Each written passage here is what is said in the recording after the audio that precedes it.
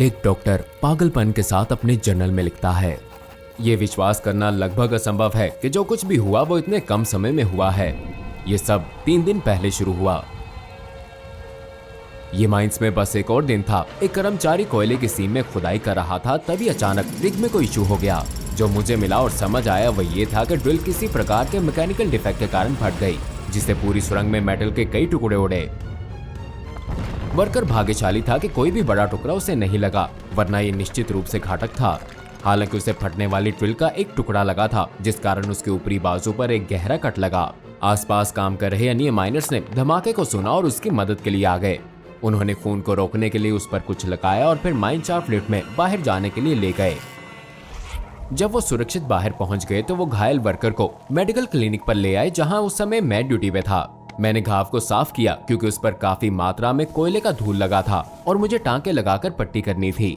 इसके बाद माइनर को मैंने उसके बंक हाउस में जाने को कहा कि वो आराम करे, और मुझे लगा कि बस अब काम खत्म हो गया, लेकिन नहीं, ये तो केवल शुरुआत थी। लगभग 24 घंटे बाद वो माइनर फिर से मेरे पास आया। मैंने उससे पूछा कि अब तुम्हारा घाव कैसा है, तो उसने बताया कि घाव तो ठीक है, लेकिन उसको ऐसा लग रहा है जैसे वो बीमार हो गया है। उसके लक्षणों में बहती नाक, खांसी और शरीर का दर्द था, इसलिए मेरी धारणा ये थी कि उसे बस सर्दी लग गई है, और बुरी किस्मत भी कि पहले वो अपने काम पर घायल हुआ और अब बीमार। मैंने एक बार फिर से उसे बंक हाउस में जाने का कहा और ये भी कहा कि वो काम नहीं कर पाएगा, इसलिए कल काम से छुट्टी लेकर आराम करे और ठीक हो जाए। अगले दिन मैं क्लिनिक में था कि जब मेरा फोन बजा, लेकिन इस बार वो बीमार माइनर नहीं था, बल्कि उसका सुपरवाइजर था। सुपरवाइजर ने बताया कि माइनर आज काम पर नहीं आया है और ना ही सुबह दिखा, तो क्या आप जाके उसे देख लेते हैं, क्योंकि उसकी तबीयत ठीक नहीं थी। मैं मान गया, लेकिन ये अजीब बात थी कि उसे किसी ने भी नहीं देखा और ना ही किसी से उसकी बात हुई थी, लेकिन फिर भी मैं उसे देखने चला गया। मैं बंक हाउस में दाखिल हुआ, जहां ऑन साइट रहने वाले अन्य वर्कर्स रहते थे। ये पूरा खाली था, घायल वर्कर को छोड़कर, जो कि अब भी अपने बिस्तर पर था। जैसे ही मैं उसकी ओर बढ़ रहा था, मुझे ये महसूस हुआ कि कुछ बहुत गलत था। वो मुड़ा हुआ कांप रहा था, जबकि इसके साथ उसे पसीना भी आ रहा था। मैंने उसके माथे को छुआ तो उसको बहुत तेज बुखार था। उसकी स्थिति अजीब सी थी और ऐसा लग रहा था कि अपने इस हाई टेम्परेचर के कारण वो भ्रमित था।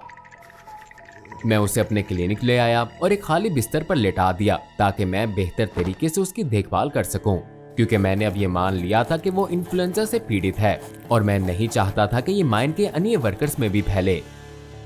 मैं माइनर के लिए मेडिकल तैयार करके देने ही वाला था जब मैंने उसे कुछ फुसफुसाते हुए पाया, और साथ ही मुझे उसके चेहरे पर कुछ दिखा।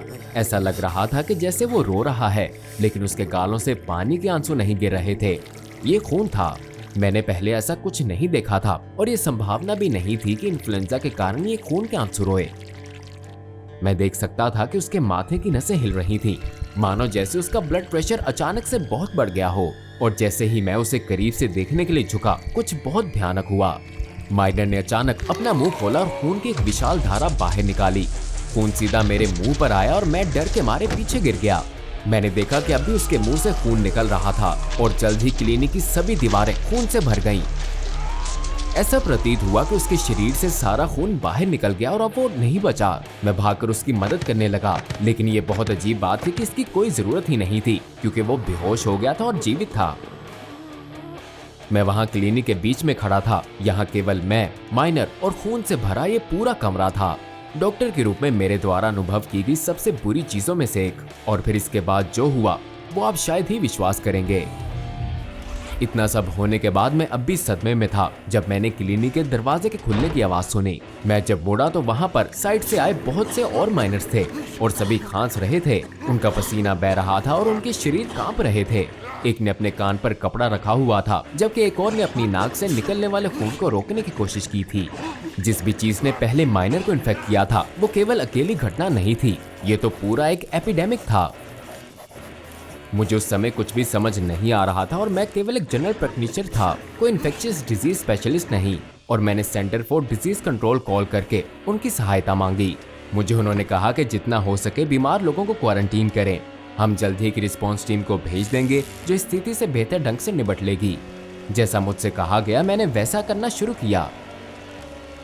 सीडीसी का इंतजार करते हुए मैंने पीड़ित व्यक्तियों को एक खाली बंक हाउस में ले जाना शुरू कर दिया ताकि उनको क्वारंटीन कर सकूं।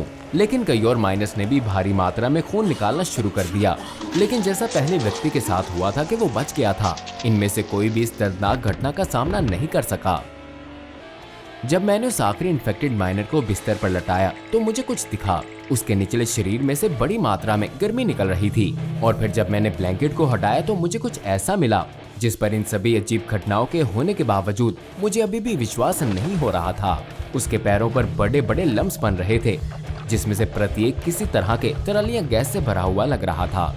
मैंने हिम्मत करके छुआ तो ये बहुत गर्म थे, जैसे इन लम्स के अंदर केमिकल्स गर्मी पैदा कर रहे हों। मैं इन विचित्र वृद्धि की जांच करने लगा और जब अचानक मैंने ऊपर देखा तो माइनर अब बेहोश नहीं था। उसकी आंखों में एक अजीब पागलपन नजर आ रहा था और वो अचानक बिस्तर से कूदा और मेरे ऊपर हमला करने लग गया, जैसे वो मुझे मारना चाहता हो। मुझे नहीं पता कि मैं उससे कैसे लड़ा और फिर भागकर वहां से बाहर निकला। वो मेरा पीछा करने लगा। मुझे अपने सामने एक स्टोरेज शेड दिखा तो मैं उसके अंदर चला गया। वो दरवाजे पर मारने लग गया और मैंने वहां पर पड़ी एक हैवी शेल्फ को दरवाजे के साथ लगा दिया। वो कई मिनटों तक अंदर आने की कोशिश करता रहा, जिसके बाद वो निराश होकर चला गया। लेकिन मैं अब भी अंदर ही था। मुझे बाहर आते हुए बहुत डर लग रहा था। मुझे ऐसा लगा कि जैसे ये बीमारी अगर मुझे नहीं मारेगी तो वो लोग मार देंगे जिनको ये हुई है। मेरे पास सीडीसी टीम का इंतजार करने के अलावा और कोई विकल्प नहीं था और मैं आशा कर रहा था कि वो जल्द आएं और इस स्थिति से निपटें। डॉक्टर अपनी नोटबुक बंद करता है और उसके कवर पर कुछ गिरता है। वो अपना हाथ ऊपर उठाकर अपने चेहरे को पोंछता है। जब वो हाथ को नीचे करता है तो ये पूरा खून से भरा होता है। ना ही डॉक्टर को पता था कि माइन में काम करने वाले वर्कर्स में कौन सी बीमारी फैल गई थी और ना ही सीडीसी टीम को जब वो वहां पहुंचे। किसी को कुछ भी नहीं पता था जब तक एससीपी फाउंडेशन ने रहस्यमय प्रकोप के बारे में पता नहीं चला लिया था, जिसके बाद अंततः ये निर्धारित कर लिया गया कि क्या हो रहा था और इसे SCP-016 का नाम दिया गया, जो सेंटिएंट माइक्रो ऑर्गेनिज्म के रूप में भी जाना जाता है। SCP-016 एक ब्लड बॉर्न पैथोजन है, जिसे पहली बार तब खोजा गया था जब एक सुरंग में एक वर्कर कोयले की सीमेंट ड्रिलिंग करते समय घायल हो गया। ये सिद्धांत किया गया कि कोयले की धूल घाव में चली गई, जिसमें शायद SCP-016 बनने वाले डोरमेंट स्पोर्स भी थे। अगले कई दिनों में माइन के बाकी सभी कर्मचारी भी इन्फेक्टेड हो गए और ऐसे ही सीडीसी की क्राइसिस टीम भी, जिसे संभावित रूप से माइन पर एक अनदेखे पैथोजन की जांच के लिए भेजा गया था। सीडीसी का बीमारी से निपटने में विफल होने के बाद एससीपी फाउंडेशन ने साइट को टेक ओवर किया और तुरंत ही सभी प्रभावित कर्मियों को मार दिया ताकि इसके प्रसार को बढ़ने से रोका जा सके। पहले इन्फेक्टेड व्यक्ति पेशेंट 0 को आगे की जांच के लिए फाउंडेशन की कस्टडी में लिया गया और उसके माइन शाफ्ट को एक एक्सप्लोजिव डिवाइस द्वारा उड़ा दिया गया ताकि इसे भी बंद किया जा सके। पेशेंट 0 को स्टडी करने के बाद फाउंडेशन को यह स्पष्ट हो गया कि उनका मुकाबला किससे है। जो उनको मिला वो ये था कि SCP-016 में एक इंक्यूबेशन पीरियड होता है जो केवल 24 घंटों से लेकर 2 साल की अवधि में बेतहाशा भिन्न हो सकता है, जिसका समय उस क्षेत्र में अन्य संभावित मानव होस्ट की संख्या पर निर्भर करता है। एक बार जब लक्षण किसी व्यक्ति में उपस्थित होने लगते हैं तो उनको पहली बार सामान्य सर्दी के समान ही दिखाई देगा, जिसमें खांसी, नाक का बहना, आंखों में खुजली होना और शरीर का दर्द शामिल हो सकता है।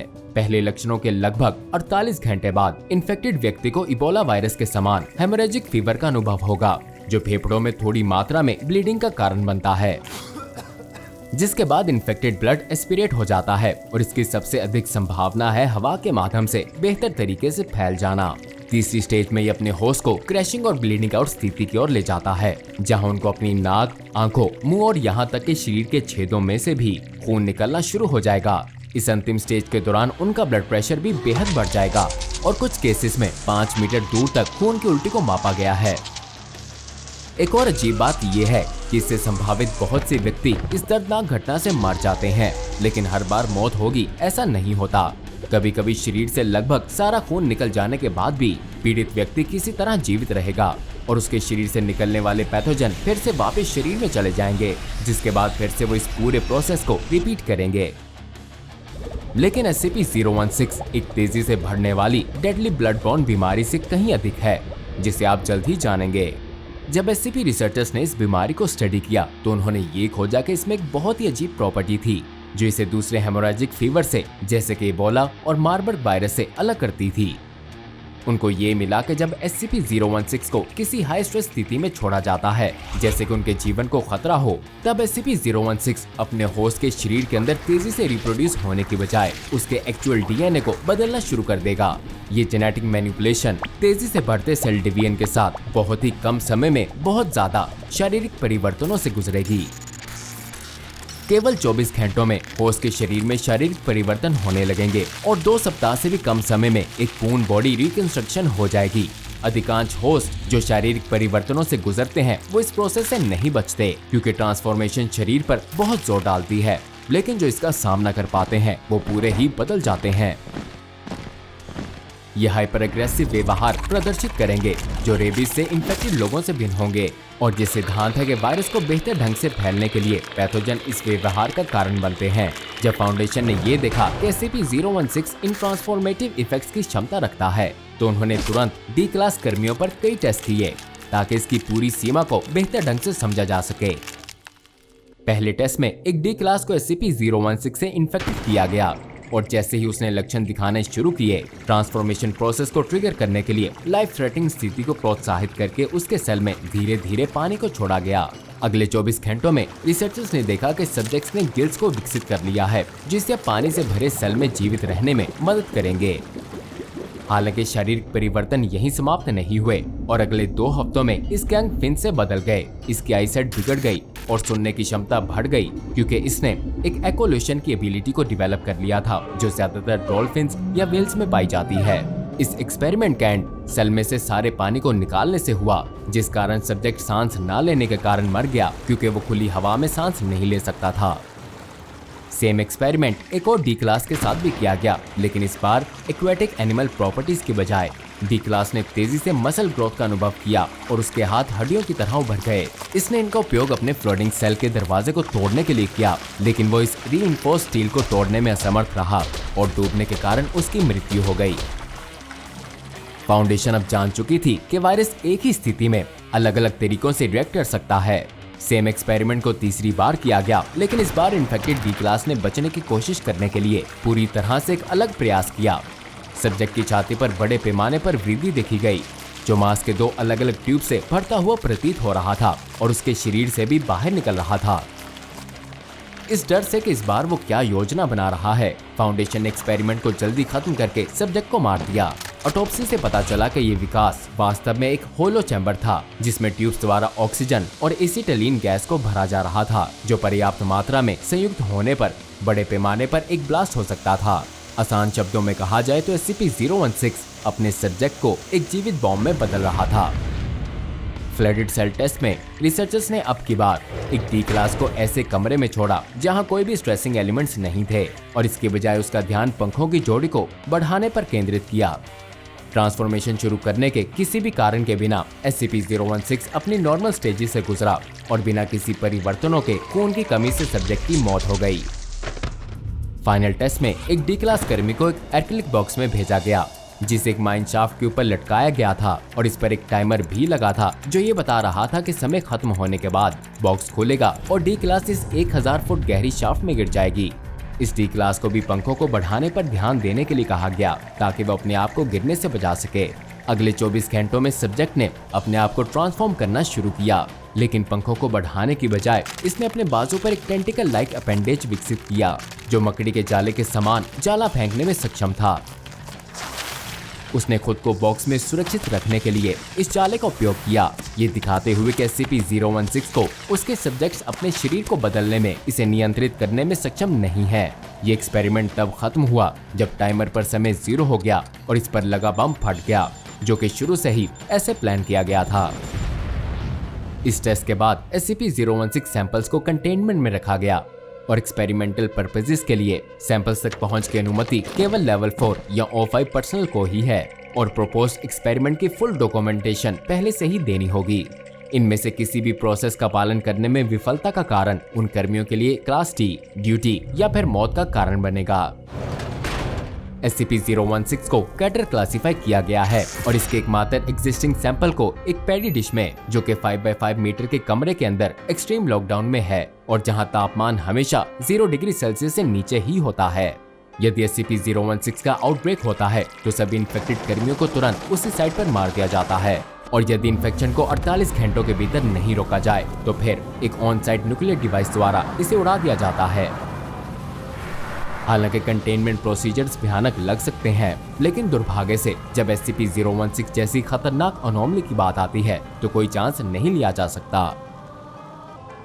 अब जाइए और जाकर डॉक्टर बॉब की फाइल्स में से एक और entry SCP-150 the body stealing parasite देखें। एक ऐसी अनोमली जो आपके शरीर में घुसकर बहुत से भयानक प्रभाव कर सकती है। और हाँ, यदि आप हमारे चैनल पर नए हैं तो चैनल को सब्सक्राइब करना ना भूलिएगा। और हमारे अभी के करंट सब्सक्राइबर्स, आप सब भी चिंता ना करना क्योंकि आपकी सजेस्टेड वीडियोस हम जल्द ही अपलोड करेंगे।